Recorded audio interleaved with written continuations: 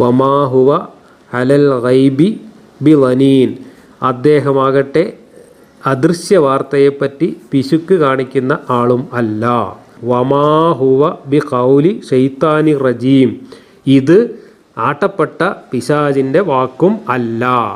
രണ്ടാമത്തെ സർട്ടിഫിക്കറ്റ് മുഹമ്മദിന് ഭ്രാന്തില്ല എന്ന സർട്ടിഫിക്കറ്റിൻ്റെ കൂടെ ഇത് ചെയ്ത്താൻ്റെ വാക്കുകളല്ല എന്നും ഈ വാക്കുകളുടെ ഉടമസ്ഥനായ ദൈവത്തിന് സർട്ടിഫിക്കറ്റ് ഇറക്കേണ്ടി വന്നു. ഒരു ദൈവത്തിന് തൻ്റെ വാക്കുകൾ ഇത് ചെയ്ത്താൻ്റെ വാക്കുകളല്ല എന്ന് ചേർത്ത് പറയേണ്ടി വരിക എന്നതൊക്കെ നല്ല കോമഡിയാണ്. ഇനി എന്തുകൊണ്ടാണ് മുഹമ്മദിന് ഭ്രാന്തില്ല എന്നും മുഹമ്മദ് പറയുന്നത് ചെയ്ത്താൻ്റെ വാക്കുകളല്ല എന്നൊക്കെ ഇവിടെ എടുത്ത് പറയേണ്ടി വന്നത്? അന്നത്തെ അറബികൾ അങ്ങനെയൊക്കെ ആരോപിച്ചിരുന്നു, മുഹമ്മദിന് ഭ്രാന്താണ് എന്നവർ പറഞ്ഞിരുന്നു.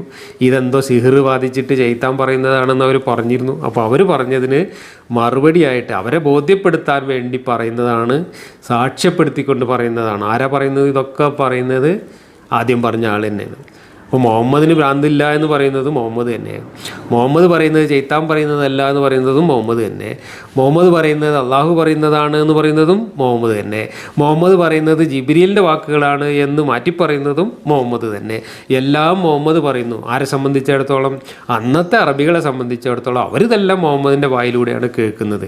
അപ്പോൾ പിന്നെ മുഹമ്മദിന് ഭ്രാന്തില്ല, മുഹമ്മദ് പറയുന്നത് ചെയ്ത്താൻ്റെ അല്ല, മുഹമ്മദ് പറയുന്നത് ദൂതൻ്റെ ജിബ്രീലിൻ്റെ ആണ്, മുഹമ്മദ് പറയുന്നത് അള്ളാൻ്റെ ആണ് എന്നൊക്കെ അവരെ ബോധ്യപ്പെടുത്താൻ മുഹമ്മദ് തന്നെ ഇങ്ങനെ കുറേ സാക്ഷ്യപത്രങ്ങൾ ഇറക്കുന്നതിൽ എന്ത് യുക്തിയാണുള്ളത്? എന്ത് അർത്ഥമാണുള്ളത്?